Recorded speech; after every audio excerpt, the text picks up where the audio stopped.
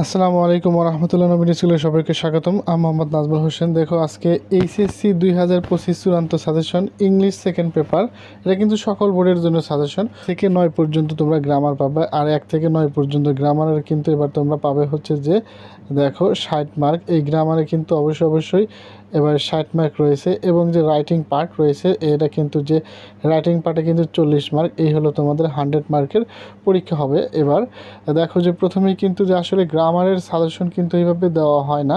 তারপরে দেখো বেশ কিছু গ্রামার কিন্তু আমি তোমাকে একটা টেকনিক বলতেছি, বেশ কিছু গ্রামার যে হুবহুব কিন্তু এক বোর্ডের প্রশ্ন আর এক বোর্ডে রিপিট করে, অথবা না আসলে কিন্তু দেখা যায় যে ঢাকা বোর্ড 23 সালের একটি, রাজশাহী বোর্ড 24 সালের একটি, চট্টগ্রাম বোর্ড 19-এর একটি, যশোর বোর্ড 19-এর একটি, এই একটি মিল করে কিন্তু আবার একটা বোর্ড কোয়েশ্চেন তৈরি হয়। এই জন্য তোমাদের বেশ কিছু বোর্ড কোয়েশ্চেন আসলে প্রিপোজিশন গ্রামার তোমরা প্রথমত 1 নম্বরে হলো রুল কভার করবে। এরপরে যে অ্যাপ্রোপ্রিয়েট প্রিপোজিশন দিচ্ছে সেই প্রিপোজিশনগুলো কিন্তু অবশ্যই তোমরা মুখস্থ করবে। দেখো এখানে প্রথমেই কিন্তু প্রিপোজিশন প্রশ্ন 1 নঙে প্রিপোজিশন থাকবে। প্রিপোজিশনে দেখো তারপর আমরা বেশ কয়েকটা বোর্ড কোয়েশ্চেন দিয়ে রেখেছি। যে দেখো তোমরা কিন্তু শুধুমাত্র যে এখানে স্ক্রিনশট মারলেই হবে না, আমার কথাগুলো কিন্তু শুনতে হবে। যে কিছু দেখো লাল বর্ডার করা আছে, এইগুলোর কাহিনী কি, এগুলো কিন্তু তোমাদের জানতে হবে। শুধুমাত্র যে এই ভিডিও টেনে কিন্তু স্ক্রিনশট মারলে কিন্তু তোমাদের হবে না, একটু বুঝতে হবে। দেখো Dhaka board 24, Mymensingh board 24, Rajshahi board 24, এখানে দেখো যে দিনাজপুর বোর্ড 24, চট্টগ্রাম বোর্ড 24, এই বোর্ড কোশ্চেনগুলো একটু 24-এ রাখা হয়েছে। এগুলো কিন্তু একটু তোমরা অবশ্যই এগুলো একটু পড়বে। এগুলো পড়লে কিন্তু দেখো যে রুল এবং তোমার অ্যাপ্রোপ্রিয়েট প্রিপোজিশন কিন্তু একবারে হয়ে যাবে। এরপরে দেখো ঢাকা বোর্ড 23, এইবার একটা প্রশ্ন দেখো যে প্রশ্ন যে রিপিট হয়, দিনাজপুর বোর্ড যেটা 19-এ আসছিলো সেটা আবার কুমিল্লা বোর্ড 23 সালে আসছিলো। এই হলো যে লাল বর্ডারের কিন্তু কাহিনী, যে ওই একই প্রশ্ন যেটা কুমিল্লা বোর্ড 23-এ, দিনাজপুর বোর্ড 19-এ আসছিল। এরপর দেখো যে যশোর বোর্ড 23 সাল, কুমিল্লা বোর্ড 22 সাল, এই দুইটা প্রশ্ন দেখো যে কুমিল্লা বোর্ড 22 সালে যে প্রশ্নটা আসছিলো সেটা যশোর বোর্ড 23 সালে আসছিলো, এটা কিন্তু একটাই প্রশ্ন। এরপর দেখো চট্টগ্রাম বোর্ড এবং সিলেট বোর্ড মিলে দুইটা মিলেই কিন্তু 23 সালে আসছিলো। ঢাকা বোর্ড 22 সাল, ঢাকা বোর্ড 19 সাল, ময়মনসিংহ বোর্ড 22 এবং যশোর বোর্ড, এই দেখো যশোর বোর্ডের প্রশ্নটা ঠিক ময়মনসিংহ বোর্ড 22-এ দিয়েছিল। এরপরে দেখো Jessore board 22, Comilla board, Chittagong board 19, Jessore board 19, all board. এখানে কিন্তু 2 লেখার কারণ হচ্ছে যে অল বোর্ড 18-তে কিন্তু ক এবং খ সেট দুইটা ছিল, দুইটাই কিন্তু পড়তে হবে। এরপর দেখো ঢাকা বোর্ড 17 এবং কুমিল্লা বোর্ড 17, এই কয়টা প্রিপোজিশন, এখানে টোটাল 20টা প্রশ্ন দেওয়া আছে। এগুলো কিন্তু একটা প্রশ্ন, এটাও কিন্তু একটা প্রশ্ন, এটাও কিন্তু একটা প্রশ্ন। 20টা বোর্ড কোশ্চেন থেকে যে কোনো একটা এবার পরীক্ষায় আসবে। রয়েছে ফ্রেজ অ্যান্ড ওয়ার্ডস, এখানে মাত্র 10টা প্রশ্ন রাখা হয়েছে তোমাদের জন্য। যে 10টা প্রশ্নের রিপিট, যে এইটা কিন্তু দেখো তোমরা প্রথমে সর্বপ্রথম রুলগুলো প্র্যাকটিস করবে। রুল প্র্যাকটিস করার পর এই বোর্ড কোশ্চেনগুলো দেখলে ইনশাল্লাহ হয়ে যাবে। যে দেখো এই যে ঢাকা বোর্ড 24-এর প্রশ্ন, এখান থেকে দুইটা কি তোমার রাজশাহী বোর্ড 23 সাল থেকে, দিনাজপুর বোর্ড 23 সাল থেকে, এরকম প্রশ্ন মিলে একটা বোর্ড কোশ্চেন তৈরি করতে পারে। যে হুবহুব এখানে কিন্তু হুবহুব বোর্ড কোশ্চেন রিপিট হয় না। তোমরা তারপরে কোন বোর্ড কোশ্চেনগুলো দেখবে, দেখো ঢাকা বোর্ড 24 সাল, ময়মনসিংহ বোর্ড 24 সাল, রাজশাহী বোর্ড 24 সাল, দিনাজপুর বোর্ড 24 সাল, বরিশাল বোর্ড 24 সাল দেখবে।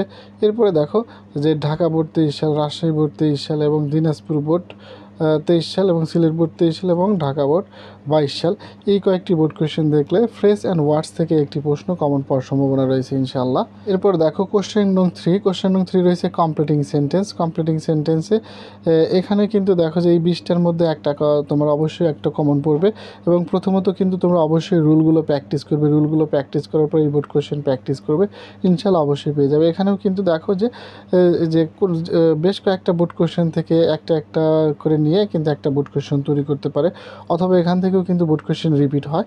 যেমন দেখো যশোর বোর্ড 22 সালে আসছিল, রাজশাহী বোর্ড 22 সালে আসছিল, এরকম বেশ কিছু বোর্ড কোয়েশ্চেন আছে। এখন দেখো যে আমরা কোন বোর্ড কোয়েশ্চেনগুলো দেখব।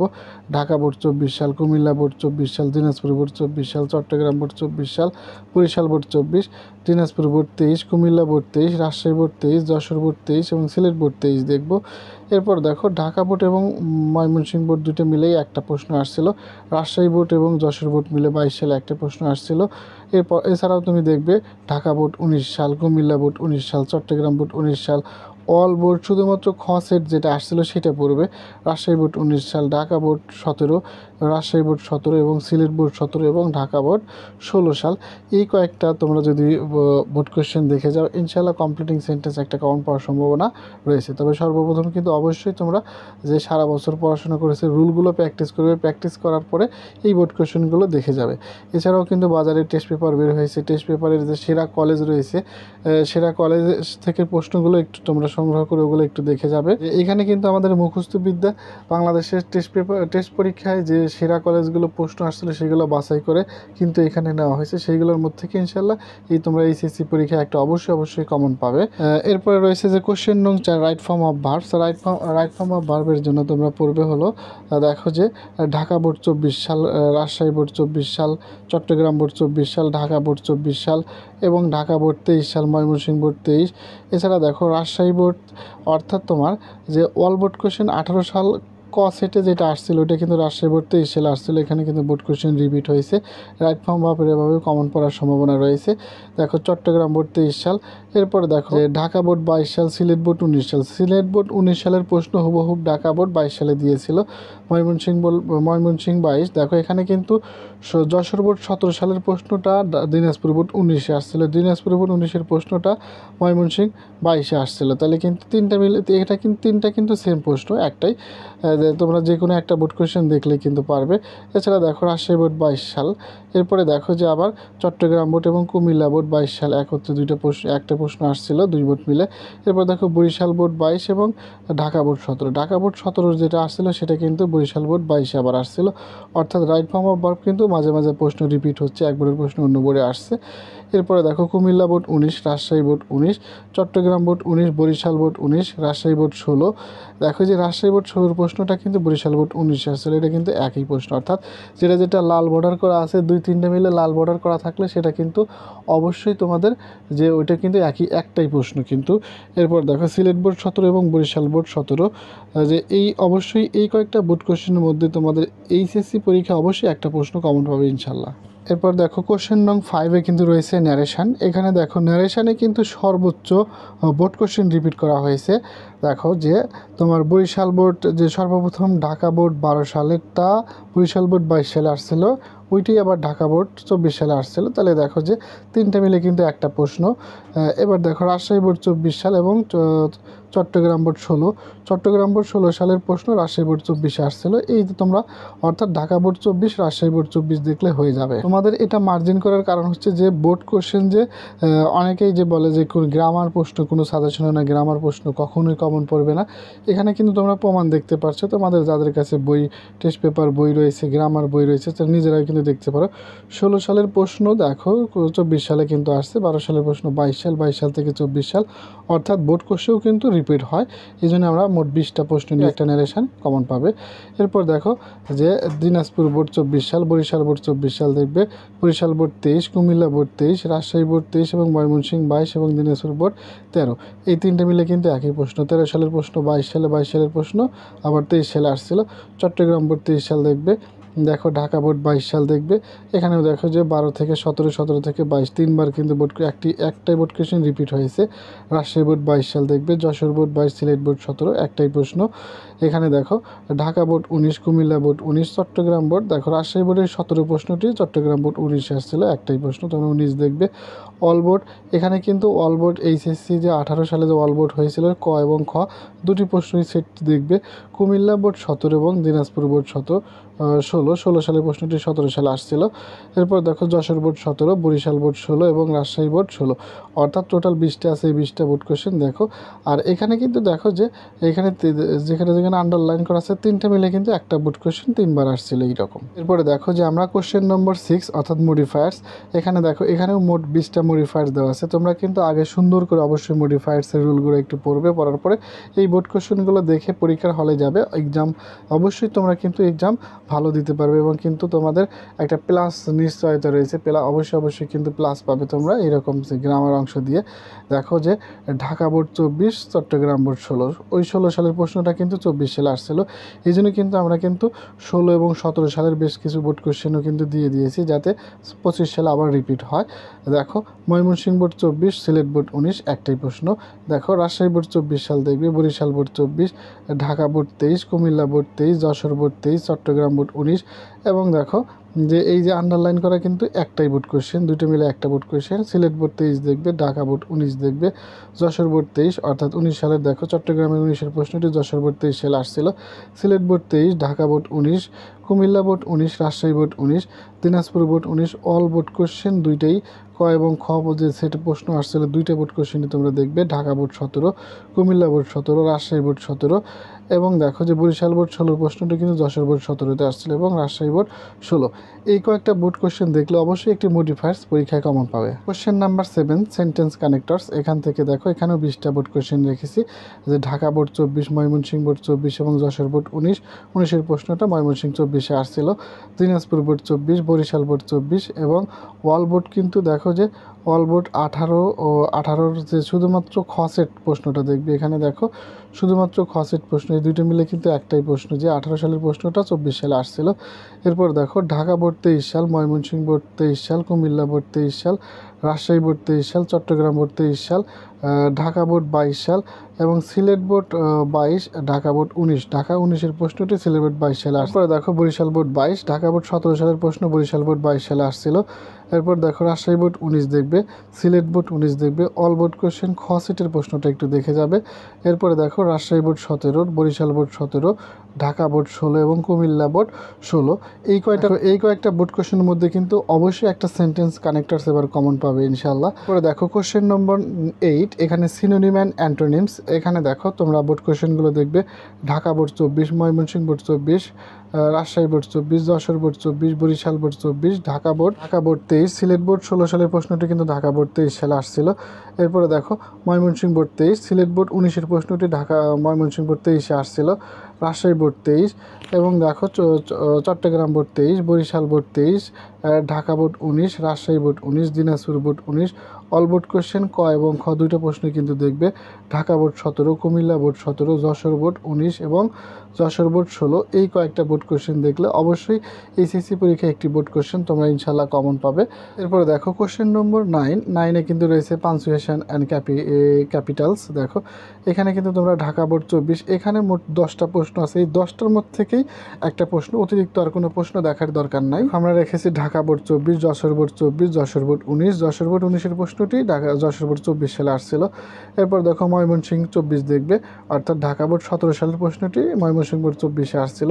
চট্টগ্রাম বোর্ড 24 দেখবে, বরিশাল বোর্ড 24 দেখবে, ঢাকা বোর্ড 17 সালের প্রশ্নটি বরিশাল বোর্ড 24-এ আসছিল।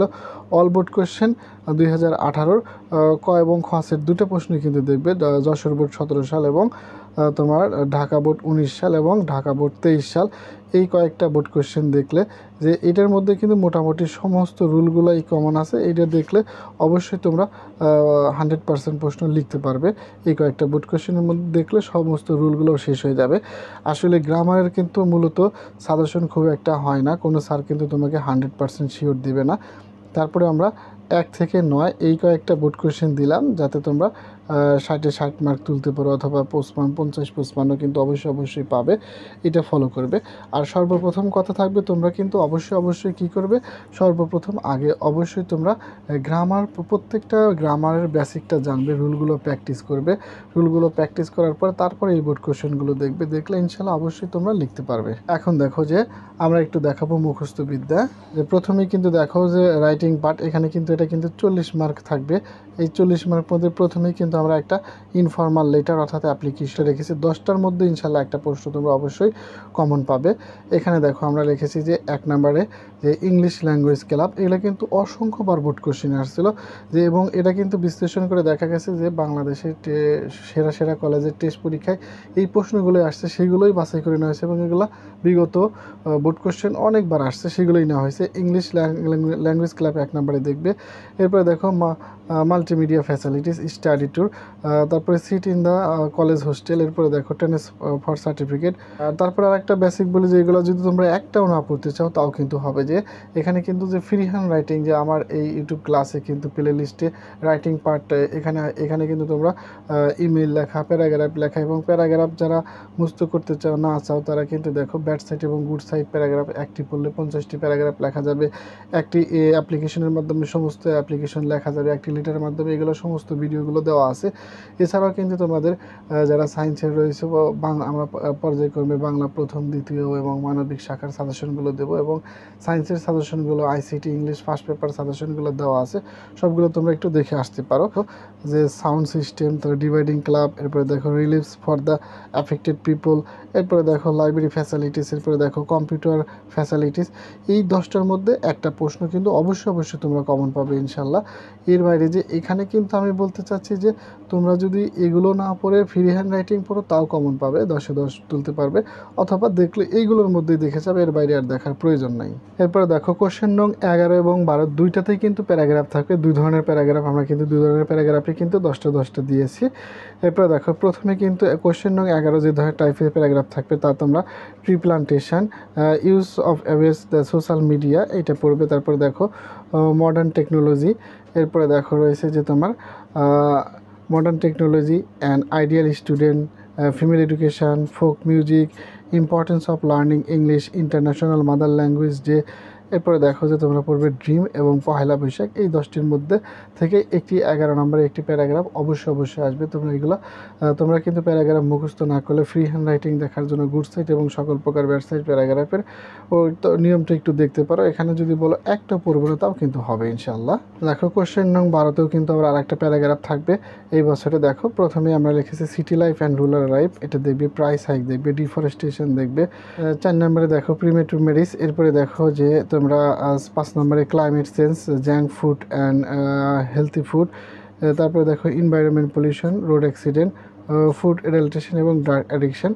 এই 10টার মধ্যেই আশা করা যাচ্ছে একটা 100% অবশ্যই তোমরা পরীক্ষায় কমন পাবে, অথবা যারা রিস্ক নিতে চাও না, যদি 2-1টা অতিরিক্ত দেখতে চাও তাহলে সেটা একটু দেখবে হলো তোমরা, যে অবশ্যই তোমরা দেখবে রেপ, লোডশেডিং, তারপরে দেখো জুলাই আপরাইজিং 24। কিন্তু দেখা যায় যে দেখো যে সমসাময়িক যুগে বিশেষ করে এইচএসসি পরীক্ষায় যেই সাম্প্রতিক সময় যেটা ঘটে সেটাই কিন্তু ইংলিশে প্যারাগ্রাফ, প্যাসেজ অথবা ফিল ইন দ্য গ্যাপ যে কোনো একটা আসবে। তোমরা এটা কিন্তু একটু দেখবে ফার্স্ট পার্ট অথবা সেকেন্ড পার্টে, যে জুলাই রেগুলেশন সম্পর্কে যে কোনো একটা বিষয় আসবে।